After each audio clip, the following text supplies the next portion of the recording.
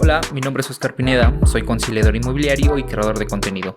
También, junto a mi socio Sergio, host de tu podcast Cultura Inmobiliaria, un programa donde hablamos de compra y venta de inmuebles, temas jurídicos, edificaciones y todo lo relacionado con ello. En este podcast siempre te vamos a decir lo que necesitas escuchar, por difícil que sea, para no crear falsas expectativas. Heráclito decía que sin esperanza se encuentra lo inesperado. En este show te invitamos a encontrar un punto de vista joven en el sector más conservador de todos. Todo esto de la mano de emprendedores y empresarios que se desenvuelven en este mismo. Cultura Inmobiliaria no solo es un podcast, sino también una forma diferente de ver el universo inmobiliario. Bienvenidos. ¿Qué hola y bienvenidos a un nuevo episodio más de tu podcast Cultura Inmobiliaria. El día de hoy tenemos un invitado muy especial, quien forma parte del equipo jurídico de Alfa. Estamos muy contentos de que estuviera aquí. Erwin Enciso, ¿cómo estás? Hola, bien, ¿y tú, Oscar? Muy bien, muchísimas gracias. Gusto verte. Igualmente. Gracias por la invitación. No, a ti por tu tiempo. Y la verdad es que justamente tiene tiempo que queríamos hacer este podcast, pues para platicar contigo un poquito, aprovechando que trabajas en una notaría. Y que justamente también, pues qué mejor que tener a alguien que sea experto en la materia, pues para que nos cuente un poquito sobre esto, ¿no? Pero cuéntanos, más o menos, bueno, este podcast está dirigido no solamente al gremio inmobiliario, sino a personas que se quisieran involucrar en este mismo. No solamente compra y venta o desarrollo inmobiliario, sino que también a personas que están estudiando Derecho o personas que quisieran saber un poquito más de este ámbito en la rama legal. ¿Cuál ha sido tu proceso para que estudiaste, pues, o sea, para llegar ahorita a la notaría en la que estás? ¿Cuál fue ese proceso que tú pasaste? Bueno, yo primero entré a la Facultad de Derecho de la UNAM. Okay. En el 2010, ya hace unos años. Sí. En realidad yo no sabía que existían los notarios ni la función de los notarios. O sea, yo llegué en ceros. Mi padre era médico y mi madre enfermera. Ambos querían que yo fuera médico. Sí. Pero yo por rebelión fue de, no, yo no quiero eso, ¿no? Entonces, cuando yo estaba en la preparatoria, mi clase de Derecho me gustaba mucho. Okay. Entonces, me empecé a inclinar por el Derecho. Me empezó a gustar esa materia en la preparatoria. Y decidí ingresar a la Facultad de Derecho de la UNAM. Afortunadamente fui aceptado. Hice mi examen de admisión. Y en segundo semestre de la facultad, una amiga que trabajaba en una notaría me dijo, oye, pues estamos buscando gente, pasantes, ¿te interesa? Y pues vamos a probar, ¿no? Claro. Dije, aprovechando que desde que yo entré a la facultad, yo estuve en el turno de la tarde. Yo Entonces, también. En la universidad también yo estaba en la tarde. Yo quería cambiarme a la mañana, porque siempre en la escuela había estado en la mañana, ¿no? Okay. Entonces dije, me quiero cambiar a la mañana. Pero no me dieron el cambio. Se me presenta la oportunidad de entrar a una notaría y dije, excelente, ¿no? Dije, pues para probar. Para probar, claro. Entonces, de ahí me puse a investigar de qué se trataba lo de una notaría, qué hacía un notario y demás. Y me empezó a gustar. En esa notaría estuve año y 2-3 meses más o menos. Porque durante la facultad tuve un profesor que siempre decía que no nos casáramos con nuestro primer trabajo. Que probáramos diferentes ramas, diferentes cosas para ver qué nos gustaba. Entonces decidí salirme e ingresé a un despacho en materia penal. Okay. Siempre me llamó la atención el penal por series, etcétera, ¿no? Pero ya cuando lo vives, ya es diferente. Sí, es diferente, sí. Entonces la verdad no me gustó. Y de hecho yo siempre durante la facultad dije que no me iba a dedicar al derecho civil, que es como la base de lo que hacemos en las notarías, ¿no? Uh-huh. Posteriormente, después del despacho penal, hice mi servicio en un juzgado civil que están aquí en Niños Héroes. Okay. Me gustó. Pensé que sería buena idea postular materia civil o cualquier materia. Sin embargo, saliendo del servicio, ingresé a un despacho en materia civil y la verdad no me gustó postular. Okay. Para nada no me gustó. Entonces de ahí yo ya había terminado la carrera y dije, ¿a qué me quiero dedicar? Que de todo lo que he probado, lo que más me ha gustado es la notaría. Okay. Se me hace muy interesante porque aparte ves muchas materias. O sea, ves civil, ves fiscal, ves mercantil, ves de todo en una notaría. Entonces fue cuando decidí ingresar a esa notaría donde trabajo ahorita y pues ya llevo 6 años ahí. Así fue como ingresé.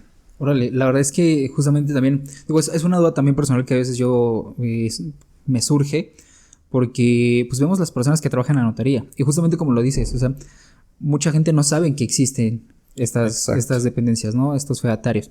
Al final de cuentas creemos que es una herramienta indispensable el poder disponer de los servicios de un notario. Muchas veces no sabemos para qué puede servir un servicio notarial.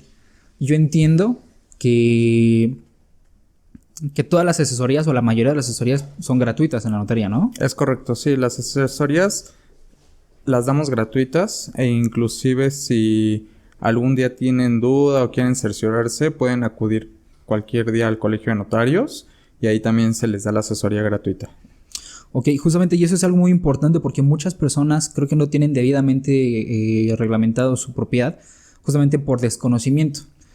Después por otras situaciones, ¿no? Porque sabemos que también gastos notariales, inscripciones, impuestos y demás salen de las manos de muchas personas, ¿no? Justamente pues tenemos ahí un caso ahorita activo, donde tenemos ciertas sucesiones intestamentarias y testamentarias también, que por desconocimiento, hasta que no se acercaron con nosotros y nosotros los llevamos con ustedes, pues no sabían qué tenían que hacer o cómo hacerlo, ¿no? Ya con base en tu asesoría podemos actuar y ya estamos prontos a terminar esa operación. Pero justamente te quiero preguntar, ¿cuáles son las operaciones más frecuentes o de las más frecuentes que te llegan a la notaría?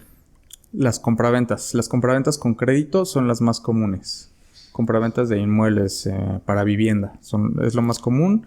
Yo creo que de ahí lo que yo más veo son sucesiones. Es decir, los trámites de cuando una persona fallece, se empiezan los trámites para designarle herederos. Ok, y las menos frecuentes son las que muy rara vez te han llegado o que incluso tú sepas que una notaría puede hacer, pero que tú personalmente no has tenido el hacerlo. En lo personal, los fideicomisos. Los contratos de fideicomisos son muy raros. De hecho, en lo personal nunca me ha tocado llevar a cabo una operación de un fideicomiso que yo lo elabore. Ok. Pero de que los hay, ¿no? Justamente también, y para personas que nos puedan escuchar y que quizás ya tengan algún negocio o ese tipo de cosas, también deben de saber que en una notaría se pueden hacer actas constitutivas. Claro. Puedes constituir tu empresa. ¿Te han tocado ese tipo de operaciones? Sí, son frecuentes. No mucho, pero son frecuentes. Constituir personas morales o personas jurídicas, como algunos le llaman. Lo más normal son las sociedades anónimas de capital variable, es lo que más se constituye. Pero bueno, todo tipo de sociedades podemos constituir, a excepción de una que salió hace unos años, que es la sociedad por acciones simplificadas, que son las sociedades que se pueden constituir solo por un socio. Esas pueden ingresar, no me acuerdo ahorita la página, pero pueden constituirlas directamente en una página de internet. Ok, entonces esas son como las menos comunes, ¿no? Exacto, sí, son muy raras. Y tiene sus limitantes. De hecho, precisamente son no son complicadas, sino tienen unas reglas específicas por las cuales son las menos frecuentes. Las más comunes son las sociedades anónimas. Ok, y bueno, ya entrando en materia un poquito más específico, mucha gente no sabe o a veces tiene la desconfianza de acudir a una notaría por muchísimas situaciones, ¿no? Sabemos que vivimos también en un país que está plagado de corrupción. Claro. Y que muchas veces con cierto dinero, pues muchas personas e instituciones incluso no pueden dar su brazo a torcer. Sin embargo, algo que a mí me gusta muchísimo y que incluso está en la página del Colegio de Notarios es que hacen referencia a la imparcialidad de los actuarios, bueno, del actuar de un notario, ¿no? No va a haber en beneficio de una persona siempre y cuando tenga que ver con el perjuicio de otra. Claro. En ese sentido, ¿tú has tenido ciertas experiencias en donde te quisieran como persuadir de eso o cómo funciona la imparcialidad tuya que estás dentro del ámbito en la notaría? Lo que más me ha tocado son clientes con los que yo tengo el primer contacto en las compraventas. Normalmente llega el comprador conmigo a asesorarse. Posteriormente ya tengo contacto con el vendedor. Me ha tocado como en 2 o 3 ocasiones que hay ciertas diferencias entre el comprador y vendedor por el cual ya llegan a tener ciertos roces. Ok. Y lo que me ha tocado es que el comprador me dice, pues es que yo fui el que me acerqué a usted. O sea, yo soy su cliente. Yo siempre les comento que, en efecto, una notaría es imparcial. No tiene por qué tener preferencia ni por el comprador ni por el vendedor. Exactamente. Porque ambos, al final de cuentas, son los clientes. Y lo que yo les debo de dar a ellos es seguridad jurídica. Entonces, yo debo de ser imparcial en ese aspecto.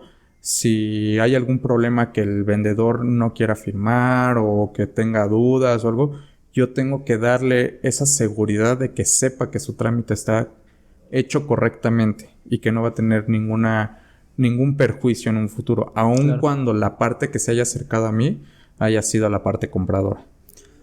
Justamente también, y lo platicaba yo con un cliente que se acercó a nosotros por un departamento que estamos vendiendo.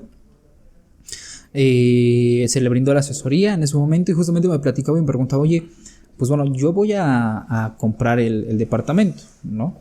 Pero pues yo qué tengo que pagar. Entonces ya fue cuando le expliqué que tiene que pagar el costo de las escrituras o de los gastos notariales, que en ese mismo gasto o en ese mismo total pues de gastos se desglosan varias cosas, ¿no? En primera instancia, los honorarios del notario, inscripciones a registro público, tanto del propietario como de institución financiera, en dado caso que aplique, el impuesto sobre adquisición de inmuebles, que también es importante. Sí. Entonces, hay un programa muy bonito en la Ciudad de México que se llama la jornada notarial, que es la jornada de regularización territorial.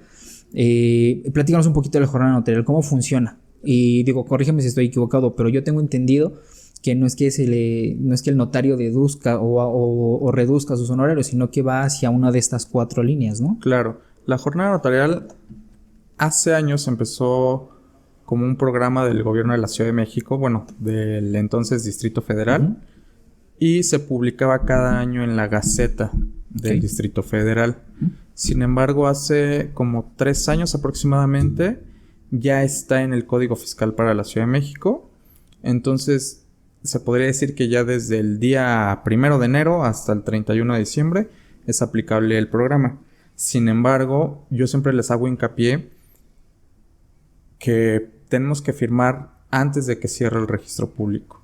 Claro. Porque si el registro público me cierra a finales de año, el trámite ingresa pero hasta el siguiente año y ya con los nuevos costos, porque cada año aumentan los impuestos y derechos. Sí. Entonces, si bien es cierto que ya está todo el año, sí tenemos que tener ciertas precauciones en ese aspecto. Ahora, en lo que les apoya la jornada notarial es en un descuento en impuestos y derechos. Ok. Dependiendo del valor catastral. Sí, bueno. Esto es en operaciones relativas a regularizar un inmueble. Okay. Puede ser compraventa, puede ser donación, puede ser cualquier operación que lleve a cabo la regularización de un inmueble. Okay. También aplica para las sucesiones. Para las sucesiones, es decir, bueno, en estricto sentido para la adjudicación del inmueble. Okay. Ahí hay un porcentaje mayor de descuento reducción en los impuestos y derechos. Es más considerable en las adjudicaciones. Entonces, básicamente, el programa de la jornada notarial se trata de un descuento en impuestos y derechos de lo que se tiene que pagar. Derechos al registro público y el impuesto sobre adquisición de inmuebles. Y justamente también me preguntaba el cliente, oye, pero pues ¿ustedes qué van a pagar? Se refería al vendedor, por supuesto, ¿no?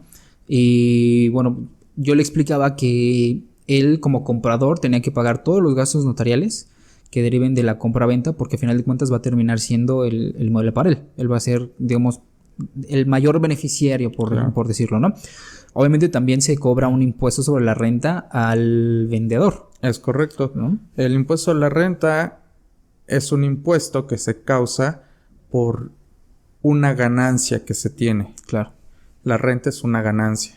Entonces, el vendedor, al vender y obtener una contraprestación, debe de pagar un impuesto sobre esa contraprestación porque está ganando. Sin embargo, ahí hay que hacer un cálculo que toma en cuenta muchos factores, principalmente en cuánto adquirió esa persona que ahorita está vendiendo, cuántos años han transcurrido desde que lo adquirió. Son varios factores para determinar si efectivamente hay una ganancia y de cuál es la ganancia, porque el impuesto no se calcula sobre el total de la venta, sino hay varios factores que nos ayudan a hacer el cálculo para que obviamente no sea un gasto muy fuerte para el vendedor. Hay formas de exentar ese impuesto. Principalmente, la ley indica que tiene que ser su casa habitación y lo comprueba mediante ciertos documentos. ¿Cómo qué documentos podrían ser? El recibo de la luz, un estado de cuenta bancario, su INE o un estado de cuenta de telefonía fija. Son los principales. Con que esté a nombre del vendedor y con la dirección del inmueble que se está vendiendo, con eso se puede exentar el impuesto a la renta, y siempre y cuando el valor de venta no supere las 700,000 UDIs al día de la venta. Sí, las UDIs son las unidades de inversión. Exacto, las unidades de inversión. Que vendría equivaliendo como a 4,5 millones, ¿no? Al día de hoy. Exacto, aproximadamente. A octubre de 2021. Es correcto. Más o menos 4,5 millones, ¿no? Es correcto. Si se rebasa ese monto, si el valor de venta, por ejemplo, fuera sobre 6 millones, por ponerte un ejemplo, tomando en cuenta que aproximadamente sean 4,5 millones las 700,000 UDIs, el cálculo se hace por el resto. Sí, el remanente. Exacto. Ok, sí, el sobrante pues de la renta, de la ganancia, esa es la base, ¿no? Que se toma para poder calcular el impuesto sobre la renta. Es correcto. Hay un hack muy bonito que nosotros aplicamos también y que mucha gente no conoce. Y justamente este tipo de programas que nosotros hacemos es para poder informar a la gente de ciertas cosas que nos permite la ley, pero que no siempre conocemos. Y es que acabas de mencionar que para poder exentar el ISR, los comprobantes de domicilio que podamos presentar a la notaría deben de estar a nombre del vendedor y con la dirección del inmueble en venta, por supuesto. Sin embargo, también puede estar a nombre de otras personas, ¿no? Es correcto. Puede estar a nombre de hijos, de padres o de cónyuge. Es decir, esposo o esposa. Muy bien. Mientras esté a nombre de cualquiera de ellos, se puede exentar el impuesto. Y que sea comprobable, ¿no? Claro. Digo, suponiendo que estamos hablando que el comprobante está a nombre del hijo, no es nada más que el cliente llegue y me diga, él es mi hijo. Sí, necesito el acta de nacimiento para comprobar que efectivamente es su hijo. Y viceversa, si fuera del papá, necesito el acta de nacimiento de él, del hijo, del que está vendiendo, para ver que efectivamente sea su papá. Si es su cónyuge, pues el acta de matrimonio correspondiente para yo cerciorarme que efectivamente hay un vínculo matrimonial. Claro. Y bueno, hablando más de temas de procesos específicamente, ¿nos podrías resumir un poquito cuál es el proceso de una compraventa en dado caso que no haya ningún otro tema? Es decir, que no haya sucesiones, adjudicaciones pendientes o cancelaciones de hipoteca. Un inmueble que está bien documentado, que está en orden todos sus documentos. ¿Cuál es el proceso de la compraventa? ¿Llegan contigo y a partir de ahí cómo es? Ok. Una vez que a mí me entregan toda la documentación que yo requiero, necesito un anticipo para yo empezar a solicitar toda la documentación que necesito. Lo primero que yo solicito es el certificado de libertad de gravamen. Muy bien. Ante el registro público. En el registro, ese se solicita al registro público de la propiedad. Ese certificado nosotros lo damos con un aviso preventivo en el que nosotros le indicamos al registro público, tal persona quiere adquirir un inmueble mediante tal operación. En este caso, pues una compraventa, ¿no? Va a adquirir un inmueble por una compraventa. Ese aviso preventivo lo que le da es una prelación, es decir, un lugar de preferencia. Claro. Cuando se emite ese certificado de libertad de gravamen, viene la fecha, viene la hora, viene las horas, los minutos y los segundos con los que se da ese aviso. Claro. Precisamente por la prelación, la preferencia que tiene la persona a favor de quien se está dando ese aviso. Y esta preferencia tiene una vigencia, ¿no? Sí, tiene una vigencia de 60 días naturales a partir de que se da. O sea, se tramitó, hoy 8 de octubre. Contamos 60 días naturales. A partir de hoy. Exacto. Para que se pueda concluir la compraventa. Es correcto. Okay. Si no se llegara a concluir, lo que podemos hacer es volver a dar el aviso preventivo y no hay ningún problema. Claro. Ese aviso preventivo a mí me sirve para darme cuenta de cómo viene el inmueble. Ese aviso preventivo me reporta la ubicación del inmueble, cómo está en el registro público identificado, me menciona quién es el titular registral, es decir, quién es el dueño de ese inmueble ante el registro público. Me menciona si hay algún aviso, si hay algún otro aviso preventivo que alguien más haya dado. Me menciona si reporta algún gravamen, es decir, alguna hipoteca, me menciona si hay algún juicio o algo que tenga que ver con ese inmueble. Aunado a eso, nosotros no solo pedimos el certificado de libertad de gravamen, pedimos también una constancia de folio real, que en resumidas cuentas podríamos decir que es la historia de todo el inmueble. Me menciona quién fue el primero que compró, cómo compró, en cuánto compró. Me menciona también si adquirió mediante un crédito, si ya canceló ese crédito, si posteriormente a lo mejor iba a vender y ya no vendió. Me menciona todo lo relativo al inmueble. E incluso cuando se instituyó, incluso hasta la colonia, ¿no? A mí me ha tocado sacar constancias de folio real, en donde incluso viene que tal persona, bajo tal gobierno, hicieron como que o sea, no es como muy común, pero sí de repente ya se llega a dar el caso, ¿no? Sí, entonces eso en complemento con el certificado de libertad de gravamen es lo que a mí me da seguridad de saber la historia de ese inmueble y ver si la operación es viable o no es viable. Claro. Aunado a eso, también solicitamos un certificado de zonificación, solicitamos una constancia de no adeudos de predial, de no adeudo de agua.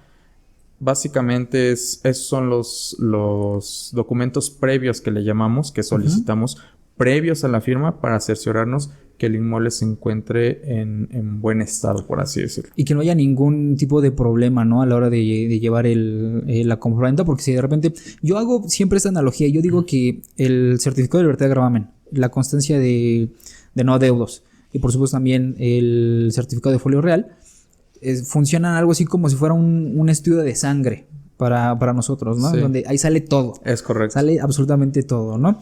Y funciona igual para los inmuebles. Ahí te aparece si tiene hipoteca pendiente, con quién la tiene, cuántos años tiene. O sea, aparece absolutamente todo. Es correcto. Posteriormente a estos documentos previos, ¿cuál es el siguiente proceso para la compraventa? Una vez que yo me cercioro de que toda la documentación esté bien, procedo a elaborar el proyecto de escritura. Es decir, se redacta quién compra, quién vende. Hago un proyecto de escritura, el cual se somete a otras revisiones. La última revisión la hace el notario y él es el que da el visto bueno para ya firmar la documentación. Porque a pesar de que yo ya la haya revisado y yo haya dado mi visto bueno, la última palabra siempre la tiene el notario. Claro. A lo mejor él puede ver algo que pues yo por no revisar a fondo, por así decirlo, a lo mejor se me fue alguna cosa, ¿no? Sí, puedo cometer algún error. Claro. Y el notario, él es el que da la última palabra y me dice si está bien, puedes firmarla. O en su defecto, ¿sabes qué? Encontré esto, necesito que solicites esto y ya podemos firmarle. Firmar la escritura. En dado caso, ahora, bueno, sabemos que ese tema de la compraventa, nosotros que nos dedicamos a esto, sabemos que hay ciertas formas de acelerar ciertos procesos. Por ejemplo, si tenemos un inmueble que necesita una sucesión y una adjudicación, sabemos que tanto la compraventa como la adjudicación del inmueble se pueden llevar a la par. Claro. En este caso, dejando la compraventa a un lado, ¿cuál es el proceso entonces ahora para una sucesión, supongamos, testamentaria? Bueno, primero necesitan llevarme toda la documentación, principalmente en caso de que haya testamento, el testamento. Claro. Yo siempre les refiero que mientras haya un testamento y todos estén de acuerdo, principalmente, y no haya menores de edad, porque hay ciertas reglas que yo debo de seguir para llevar a cabo una sucesión. Las sucesiones se pueden llevar vía notarial o vía judicial, es decir, mediante un juicio. Claro. Yo siempre, como te comento, les recomiendo que lo hagan vía notarial. Si cumplimos con todas las reglas, que lo lleven vía notarial, porque es más rápido. Y que estén de acuerdo todos, ¿no? Claro. Porque, según entiendo también, que si de repente hay una persona que no está de acuerdo en vender o en que alguien más se adjudique o cualquier situación, entonces ya entraríamos en otro proceso. Es correcto. Ahí sí ya forzosamente lo tienen que llevar vía judicial. Porque, como tal, nosotros no somos una autoridad para obligar a alguien a firmar. Claro. Siempre que lleven a cabo un trámite vía notarial, lo tienen que hacer de voluntad propia. Claro. Entonces, si cumplimos ciertas reglas, principalmente eso, que todos estén de acuerdo, que no haya menores de edad, y que no haya personas incapaces, podemos proceder con el trámite. Ahorita es un poco tardado, estamos llevándonos aproximadamente unos de 2 a 3 meses en firmar la primera escritura, que es la de la aceptación de herencia y el nombramiento de la albacea, porque aun cuando ustedes me presenten un testamento, yo tengo que cerciorarme que efectivamente sea el último testamento que otorgó la persona. Yo, ¿cómo me cercioro de eso? Solicitando unos informes de testamento al Archivo General de Notarías y al Archivo Judicial de la Ciudad de México. Entonces, si solicitando esos informes nos cercioramos de que el testamento que ustedes me exhiben es el último que se otorgó, podemos proseguir con el trámite y hacemos primero la aceptación de herencia y sin ningún problema. Posteriormente a eso yo tengo que dar unas publicaciones en un periódico a nivel nacional, unos edictos. Los edictos, sí. Y posteriormente a eso ya podemos nosotros firmar la adjudicación. Para la adjudicación básicamente son los mismos documentos que yo requiero para una compraventa. Lo único que le tengo que agregar es relacionar la sucesión para ver quién efectivamente son los herederos, quiénes tienen derecho a ese inmueble y, bueno, quién es el albacea. Y como te comento, igual todos deben de firmar. Si hay alguno que no quisiere firmar, que a lo mejor a la mitad del camino, una vez que ya firmamos la aceptación de herencia, a la mitad del camino dice, ¿sabes qué? Yo ya no quiero seguir, yo ya no puedo proseguir. Ahora sí lo tienen que terminar el trámite vía judicial. Vía judicial. O sea, hasta donde tú te quedas, ahí se pausa tu labor y entonces ya proseguimos con vía judicial, ¿no? Es correcto. De acuerdo. Y justamente también decías ahorita que se están tardando un poquito más de lo normal. Me imagino que es por la pandemia, ¿no? Claro, por cuestiones de la pandemia varios trámites se han atrasado un poco. Principalmente yo lo he visto en los informes de testamento.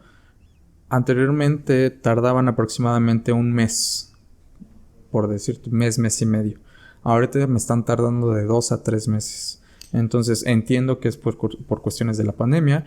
Y una vez que se acercan los clientes conmigo para llevar ese tipo de trámites, siempre les manejo esos tiempos para que también ellos entiendan que no es una situación de nosotros y que también comprendan que pues no todo el personal está trabajando en las dependencias. Entonces, para que también tengan cierta paciencia, tomen sus tiempos y más o menos vean en cuánto tiempo vamos a firmar.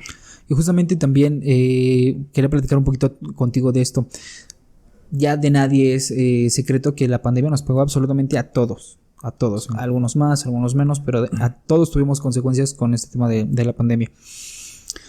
Bien sabemos también que ciertas operaciones inmobiliarias bajaron muchísimo. Ustedes que son ahora sí que el último filtro ya para concluir esta operación de compra-venta, ¿qué tanto viste tú que bajó el mercado inmobiliario?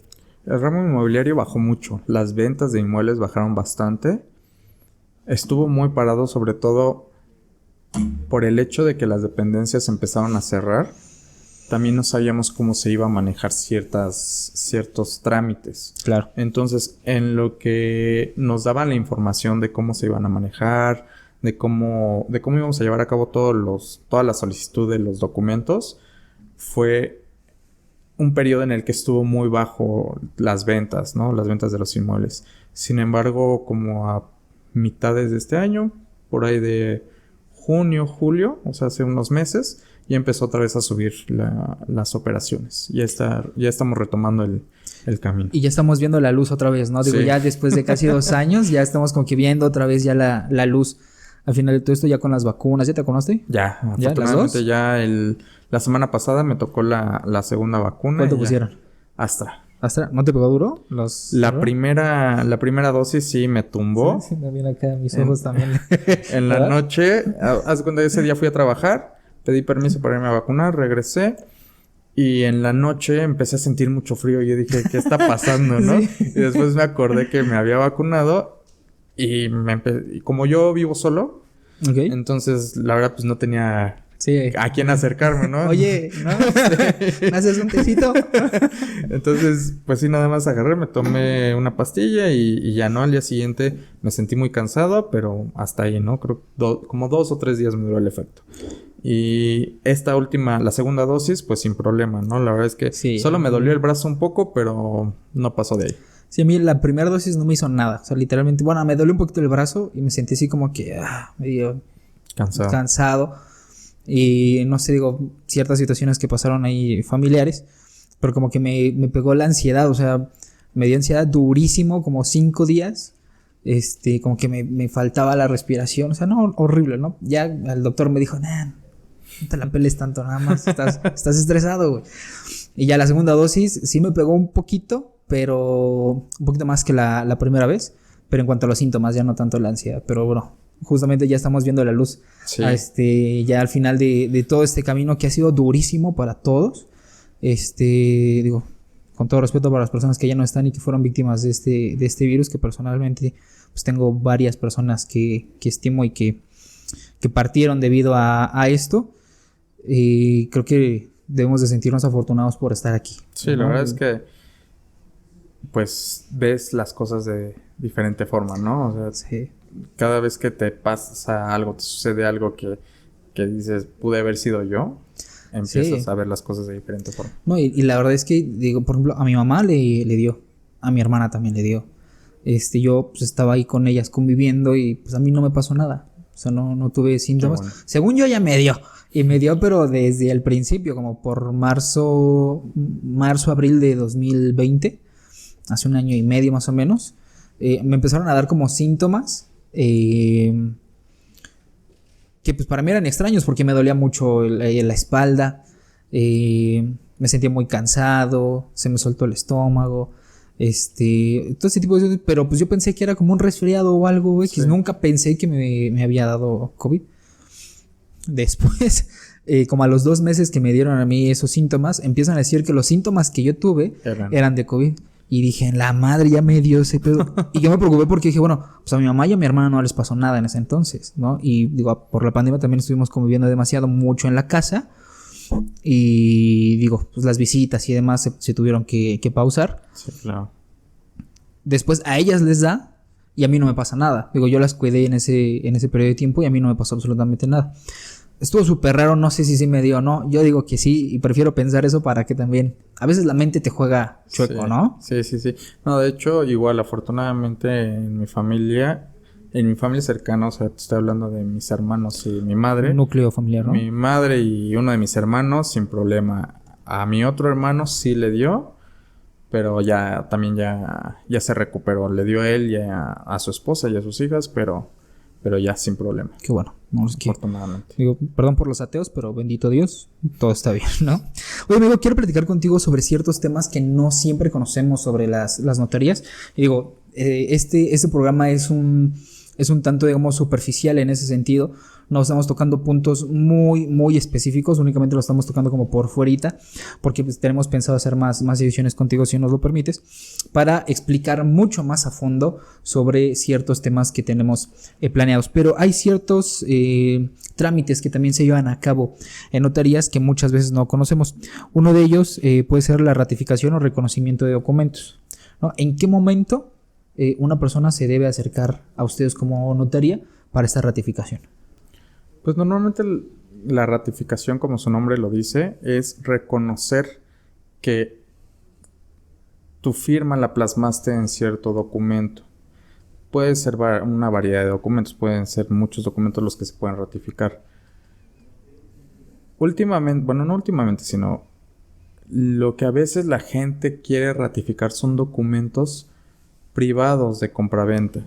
Esos no se pueden ratificar porque la única forma de transmitir un inmueble es mediante una escritura pública. Claro. Entonces, luego si llegan los clientes y dicen, es que quiero ratificar este contrato privado de compraventa, no los podemos ratificar. Pero hay mucha variedad de documentos que se pueden ratificar, que como te digo, en sí, a lo único que se refiere a una ratificación de documento es reconocer que yo o ciertas personas pusimos una firma en un documento o en su caso también ponerlas en ese momento, ¿no? Okay. O sea, tienen que concurrir las personas para ratificar. Es decir, todas las personas que firmaron el documento tienen que volver a ir a la notaría y plasmar su firma y estar reconociendo que esas son sus firmas. Ok, muy bien. Digo, justamente vamos a platicar en ediciones posteriores a esta un poquito más sobre estos temas que no son muy conocidos que puede llevar a cabo una notaría, pero que pueden ser muy funcionales también, ¿no? Sí. Digo, ya digamos, vamos a decir específicamente cuáles son, digamos, los requisitos para que pueda ser válido, en dónde sí pueden entrar, en dónde no. Espérenlo pronto en el canal de Alfa. Posteriormente también hay un tema muy específico y muy especial también porque muchas personas por situaciones físicas pues se les impide llevar a cabo una una escrituración, ¿no? Se les resulta difícil trasladarse o no se viven en otra entidad federativa del país, y hay un trámite que es muy especial que se puede realizar para poder vender una propiedad que esté a nombre de alguien, pero que esta persona esté indispuesta, ¿no? Que son los poderes notariales. ¿Cuáles son, a grandes rasgos, la mayoría de los poderes que tú has tramitado? En el sentido de, sabemos que hay poderes específicos que resultan únicamente para una acción, una compraventa, por ejemplo, pero sabemos que para la compraventa debe de tener ciertas especificaciones. ¿Cuál es el proceso para este poder? Bueno, principalmente se acercan a firmar un poder cuando los clientes viajan mucho o piensan salir del país por un rato indefinido, por un momento indefinido, y para llevar a cabo la compraventa pues solicitan otorgar un poder. En este caso el poder es un poder limitado solo para el inmueble, que se tiene que alguien en representación de esa persona, del dueño del inmueble, es quien va a firmar en su nombre. También puede suceder que haya poder del comprador. Okay. Eso es también cuando a lo mejor el comprador no se encuentra dentro del país o también sale mucho del país. También esos son los menos. Los más son los del vendedor. Principalmente te digo, debe ser un poder amplio, pero limitado al inmueble, para que pueda llevar a cabo la enajenación del inmueble. Y que también puedan cobrar, ¿no? Porque también a veces eso es cierta... Creo que puede haber cierta confusión, ¿no? Porque puede existir un poder para firmar una enajenación, pero en ese mismo poder capacita a la persona, al apoderado, para cobrar el dinero de la compraventa. Hay un dicho en derecho, es un dicho que menciona que el que puede lo más, puede lo menos. Entonces, si se otorga un poder amplio, estamos contemplando todas las facultades. Okay. La única limitación es que se está refiriendo a un inmueble. Entonces, normalmente cuando es para la enajenación de un inmueble, es un poder amplio, como te comento, se refiere a que tiene todas las facultades inclusive para cobrar, pero se limita solo a los derechos que la persona está dando sobre el inmueble, que el señor tiene o la persona tiene sobre el inmueble. Algunas instituciones, ahí es donde ya hay un poco más de complicación. Las instituciones financieras, cuando estamos hablando de que la compraventa se lleva a cabo mediante un crédito, muchas veces las instituciones sí solicitan que se especifique que tiene poder para recibir ese dinero. Claro. Entonces, desde mi punto de vista, no es necesario porque, como te comento, es un principio del derecho que dice el que puede lo más, puede lo menos. Si yo puedo vender, hacer y deshacer, ¿por qué no podría recibir el dinero? Claro. ¿No? Pero sí me ha tocado que me solicitan las instituciones que tiene que ser específico también para cobrar el dinero. Entonces, no hay ningún problema, lo podemos especificar, pero como te comento, desde mi punto de vista no es necesario, porque mientras tenga facultades amplias, puede vender, puede recibir el dinero, puede arrendar el inmueble, puede hacer lo que quiera con el inmueble. Llegaría a ser hasta redundante, ¿no? Sí, exacto. El hecho de decir tienes un poder amplio y aparte puedes cobrar el dinero. Es correcto, ¿no? Como tú lo comentas, te digo, desde mi punto de vista no tiene sentido, pero bueno, muchas veces nos tenemos que apegar a los requisitos de las instituciones, ¿no? Claro. Buenísimo. Y ¿qué precauciones debe tener una persona al otorgar un poder? Digo, sabemos que el poder generalmente lo hacen para familiares. No lo vas a hacer para un desconocido, para un extraño. Pero aún así, ¿qué precauciones se deben de tener para poder, al momento de otorgar un poder? Bueno, tiene que ser alguien que sea de tu confianza, ¿no? Digo, como tú comentas, normalmente es a nombre de un familiar, pero también llega a ser amigos o compañeros de trabajo o alguien que puede estar presente. Incluso los mismos corredores de las inmobiliarias a veces pueden tener poder, no hay ningún problema, pero sí es necesario desde mi punto de vista que sea una persona en la que tú puedas confiar. Okay. Digo, al final de cuentas hay recursos por medio de los cuales también puedes, por así decirlo, discutir ese poder ante una autoridad en caso de que esa persona no te responda. Uh-huh. Pero bueno, no se trata de eso al final de cuentas, ¿no? Por eso yo siempre recomiendo que sea alguien de su plena confianza. Y básicamente eso. Sí, sabiendo que también no va a haber ahí un espadazo por la espalda, ¿no? Exacto. Digo, es como la primer o de las pues incluso hasta de las únicas precauciones que puede tener una persona, ¿no? No se lo vas a dejar digo, tristemente hay personas que ni siquiera en sus hijos pueden confiar, ¿no? Pero, no sé, yo he llevado operaciones en donde se requieren poderes y incluso los propietarios deciden dejarlo a un tercero en vez de a sus hijos. Las razones ellos lo sabrán, Sí. ¿no? Pero yo no recomendaría eso. O sea, yo no recomendaría que tú le dejaras el poder a una persona para vender tu inmueble y aparte para cobrar el dinero de ese inmueble a un tercero. Porque al final de cuentas, pues el dinero puede ser peligroso y venenoso en ese sentido. Y pues, al ver una compraventa de 2, 3 millones de pesos, pues no sabes cómo puede actuar cierta persona, ¿no? Como tú comentas, muchas veces lo dejan a un tercero. Yo siempre, como te dije hace unos momentos, recomiendo que sea un familiar. Pero precisamente también eso, ¿no? Otra situación que yo siempre les comento a los clientes es: ustedes pueden confiar en sus familiares y pueden decir que son las personas más rectas, claro, lo que sea. Pero muchas veces, desafortunadamente, el dinero cambia a las personas. Incluso yo digo que el dinero no cambia a las personas, el dinero muestra realmente quiénes son, ¿no? Pero bueno, oye amigo, también hay un proceso que se llama protocolización de un acta. ¿En qué casos puede aplicar esta protocolización? Las protocolizaciones de actas de asamblea, cuando estamos hablando de personas morales o personas jurídicas, siempre y cuando tengan que inscribirse en el Registro Público de Comercio, son las que se tienen que protocolizar. Estamos hablando tal vez de un cambio de consejo directivo, estamos hablando tal vez de un aumento de capital en la parte fija, estamos hablando tal vez de otorgamiento de poderes, revocación de poderes. Esas son las actas que se tienen que inscribir. Si quieres, en una sesión más a fondo, podemos platicar por supuesto, más a fondo sobre ese tipo de actas. Principalmente, si las personas no protocolizan las actas, lo que sucede es que no son oponibles hacia terceros. ¿A qué me refiero con esto?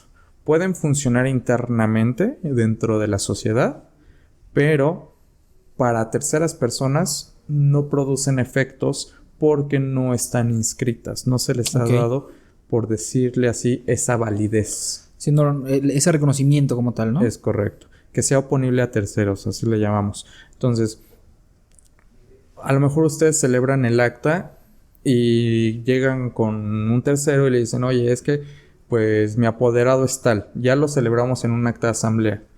Pero ese poder no ha surtido efectos porque no está protocolizada el acta de asamblea. Claro. Internamente a lo mejor para ellos les funciona, les sirve, pero ya hablando con un tercero, esa acta no tiene validez hasta en tanto se protocolice en una notaría y se manda a inscribir al Registro Público de Comercio.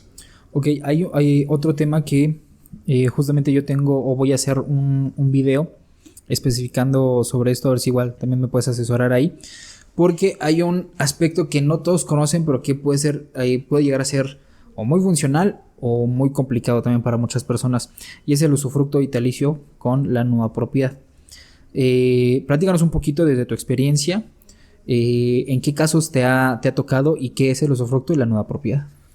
Pues básicamente me ha tocado cuando los compradores quieren que el inmueble también esté a nombre de sus hijos. Sin embargo, pues a lo mejor por lo chicos que son los hijos, etcétera, no confían plenamente en ellos. Claro. Porque dicen, bueno, es que pues saliendo lo va a vender y quién sabe qué haga con el dinero, claro, etcétera, ¿no? En efecto, en ese aspecto, quienes ostentan el usufructo vitalicio serían los padres, porque en teoría son los que pues primero tienen que faltar, ¿no? Por así decirlo. Posteriormente, quienes ostentan la nuda propiedad son los hijos, que en teoría son los que van a vivir más años, por así decirlo. Claro, puede pasar cualquier cosa, ¿no? Pero en teoría ese es el deber ser, ¿no? Exacto, el orden natural indicaría eso. Exacto. ¿No? Sin embargo, pues como tú comentas, no estamos seguros de que así puede ser. Entonces, en resumen, el usufructo vitalicio es el derecho que tienen las personas que lo ostentan para poder ocupar una habitación del inmueble y no se puede enajenar el inmueble hasta en tanto las personas fallezcan, es decir, lleguen a faltar, u otorguen su consentimiento para la enajenación de ese inmueble. Ok, entonces, digamos, traduciéndolo, porque luego también a veces, a mí me quedó súper claro, pero el usufructo vitalicio sería la persona que ostenta el derecho de posesión del inmueble, ¿cierto? O el derecho de usar el inmueble. Okay. El que usa, por eso se llama usufructo, porque el uso tiene derecho al uso. Claro. Y es vitalicio porque es hasta que la persona fallezca. Okay. Sin embargo, como te comento, pueden enajenar el inmueble siempre y cuando tanto el que tiene el usufructo vitalicio y tanto el que ostenta, es decir, el que tiene la nueva propiedad, firmen de conformidad. Mientras el que ostente el usufructo no fallezca o no otorgue su consentimiento, no se puede enajenar, no se puede arrendar, no pueden hacer nada con el inmueble. Por mucho que la nueva propiedad quiera. Exacto. Entonces, muchas veces, cuando los clientes se acercan a mí, como te comento, es porque adquieren un inmueble, pero no es que no confíen del todo en sus hijos o algo, sino que, pues, por la edad que tienen los hijos, piensan que todavía no pueden tomar ciertas decisiones. Claro. O pueden tomar decisiones muy arrebatadas. Como es el ejemplo de enajenar el inmueble y pues derrochar el dinero, ¿no? Claro, claro. Entonces es como un medio de seguridad para los papás. Yo lo he visto básicamente en ese panorama. Papás Claro. e hijos, y que los hijos todavía no son muy grandes. Es decir, estoy hablando de 18, 20 años. Sí, exacto, que están jóvenes todavía, bueno, muy jóvenes, ¿no? Amigo, por favor. Muy jóvenes. Entonces, ese es el panorama en el que más yo he visto el usufructo vitalicio y la nueva propiedad. Una pregunta. ¿El usufructo vitalicio podría llegar a sustituir un testamento? No, porque el testamento se refiere a todos los bienes que la persona tiene hasta el momento de su fallecimiento. Ok. Es decir, si hablamos solo de un inmueble, en el testamento solo nos vamos a referir a un inmueble, pero no sabemos si el día de mañana esa persona que está haciendo su testamento vaya a obtener otro inmueble. Yo siempre les pongo el ejemplo de, imaginemos que a lo mejor saliendo de aquí compran el cachito de la lotería y se sacan la lotería, ¿no? Uh-huh. Y pueden o tienen la posibilidad de comprar 10 inmuebles. Esos en automático entran dentro de la herencia, de lo que le llamamos la masa hereditaria. Y claro, que le pertenece a los herederos, a los que la persona haya nombrado herederos en su testamento. Entonces, yo siempre les doy el consejo de que, aunque tengan solo un inmueble, al día de hoy, hagan su testamento. Porque no saben qué puede pasar el día de mañana. Pueden tener más, o incluso también les pongo el ejemplo en el que pues a lo mejor dicen, quiero vender todo, quiero irme a viajar por el mundo y ya, ¿no? Pero siempre se tiene que, desde mi punto de vista, siempre se tiene que dejar un testamento, porque al final de cuentas el testamento es la última voluntad de esa persona. Si esa persona no deja un testamento, viene un proceso que es la sucesión intestamentaria claro, o legítima, en el que la ley suple esa voluntad, por lo que los legisladores creen que es lo más conveniente, por así decirlo. Para todos los involucrados. Exacto. ¿No? Buenísimo. Oye, ya para cerrar, sabemos que hay todo tipo de operaciones que se pueden presentar en una notaría. Desde tu punto de vista, ¿cuáles son las más difíciles, las más complicadas por situaciones internas, ¿no? de la misma operación? O por el mismo proceso, no sé, una sucesión de 10, 15 hermanos, algo por el estilo. Con tu experiencia en el tiempo que llevas en la notaría, ¿cuál ha sido la operación más difícil que has tenido, más delicada? Pues he tenido varias, pero yo creo que principalmente las más complicadas son las sucesiones en las que hay varias personas que ya fallecieron. Okay. Es decir, fallece el abuelo, dejan pasar un tiempo, fallece uno de los hijos, porque son varios hermanos, fallece uno de los hijos y así se va la cadenita, ¿no? Entonces, esas son más complicadas en el aspecto de que es más trámite. Más tedioso, ¿no? Por así decirlo. Pero al final de cuentas, pues siempre nosotros estamos para resolver el camino. Por supuesto, ¿no? claro. Y como te comento en su momento, a lo mejor yo tengo una idea, pero al final de cuentas, quien me da la luz verde es el notario. Entonces, al final de cuentas, él es el que me dice, ¿sabes qué? Tú estás mal en esto, tienes que hacerlo así, con base en esto, etcétera. Él me asesora y me dice, ¿sabes qué? Tenemos que hacer esto, ¿no? Esta es la forma de resolverlo. Entonces, te comento, para mí las más complicadas o las más tediosas son esas donde las personas van dejando para después el trámite de las sucesiones. ¿Por qué? Porque también cada sucesión tiene un costo. Entonces, a veces los clientes me dicen, es que es mucho dinero. Pues sí, desafortunadamente pues sí. Pero si lo hubieran hecho en su momento, a lo mejor ahorita ya nada más tendrían que hacer una sucesión, ¿no? Pero es claro que muchas veces, como lo comentábamos al principio de la entrevista, la gente no sabe qué es lo que tiene que hacer. O sea, piensan que ya nada más por habitar el inmueble o porque el abuelo les dijo que se los iba a dejar, piensan que con eso es suficiente. ¿Sí? Pero no, hay que hacer todo un trámite legal para que ante las autoridades, lo que hablábamos hace rato de ante terceros, oponerse a terceros, sea válido todo eso que estamos platicando.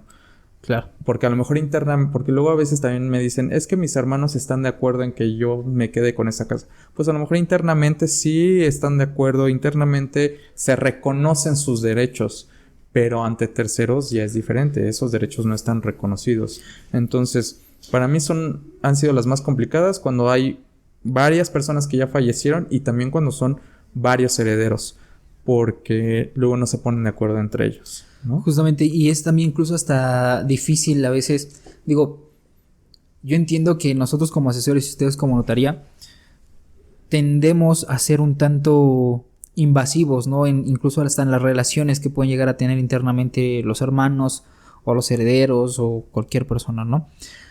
Es importante, creo que, aclarar que esa no es nuestra intención. O sea, la intención es que se llegue a un fin. En nuestro caso es llevar a cabo la compra-venta. En caso de la notaría sería protocolizar todo este proceso y darle certeza jurídica al trámite. Entonces, cuando nosotros les indicamos justamente, oye, pues tiene que venir tu hermano, tu hermana, tu primo, tu sobrino y tantas personas para que puedan firmar, no, pues es que ellos están de acuerdo. Pues sí, pero tienen que venir. Claro. Y ahí es cuando mucha gente ya decide no hacerlo, porque saben que si implica una firma, ahora sí que es una voluntad por escrito, ¿no? Y entonces puede terminar siendo un poquito contraproducente, ¿no? Sí, como tú lo comentas, yo te digo, cuando empiezo este tipo de trámites, siempre les hago hincapié en que tienen que venir por voluntad propia y que tienen que firmar, porque al final de cuentas, como te comentaba, nosotros no podemos obligar a nadie a firmar, no podemos estarle marcando al cliente de decirle, oiga, por favor, venga a firmar, ¿no? Sí. Porque es por voluntad propia. Si hay alguna controversia interna, ahí sí ya se tiene que llevar mediante un juicio. Un juez que sí es la autoridad competente para hacer ese tipo de acciones, de solicitar que venga a firmar una persona, de hacer notificaciones, etcétera. Pero siempre que hagan un trámite ante una notaría, tiene que ser por voluntad propia. También otro tipo de operaciones que a veces me causan conflicto son las compraventas en las que me tardan en llegar cierta documentación, porque muchas veces yo estimo un tiempo y lo platico con el cliente, pero a veces por causas externas que no tienen que ver con nosotros, los trámites se tardan. Entonces muchas veces los clientes piensan que es por cuestión de nosotros. Sin embargo, pues sí, una notaría no digamos, es la encargada de protocolizar todos estos procesos, pero no trabaja sola. Exacto. No, depende también de muchas instituciones. En algunos casos, en colegio de notarios, registro público, incluso hasta bancos también, ¿no? Es correcto. En ese sentido, entonces, también para las personas que puedan tener ahí un poquito de impaciencia, siempre acérquense a una notaría, que les expliquen cuál es el proceso, por qué se están tardando, y obviamente pues, apelar a la transparencia también en las notarías, ¿no? Claro. Pues amigo, te agradezco mucho el tiempo. No va a ser la última vez que estés por acá. Esperemos que tengamos muchos más episodios. No sé si quieras dejar algunos de tus datos, tus redes, donde te podemos encontrar. Sí, claro. Bueno, antes que nada te agradezco por la invitación. Y claro que sí estaremos aquí cuando me vuelvas a invitar. Sin problema. Mi Twitter es ilatina, enciso, E de Edgar, N de niño, C de casa, ilatina, S de sol, O de Oscar, Okay. C de casa, bueno, ese es mi Twitter. Ok. Y mi Facebook es Irwin con W, G al final, enciso. Así es como me pueden encontrar. Buenísimo, pues ya pondremos aquí las redes del buen Irving para que lo puedan contactar. Y pues nada, muchas gracias por vernos y por escucharnos. Nos estaremos viendo en una próxima emisión desde el podcast Cultura Inmobiliaria. Mi nombre es Oscar Pineda. No te olvides de darle a la campanita, darle al suscribir, darle al comentar, darle al me gusta, darle todo manos a la piedra. Nos vemos en la próxima. Si te gustó este episodio de Cultura Inmobiliaria, no seas mamón y suscríbete al canal de YouTube. Regálanos un like en Facebook como Alfa Conciliación Inmobiliaria para que te pases a Instagram a seguirnos. Nos puedes encontrar como @conciliacionalfa.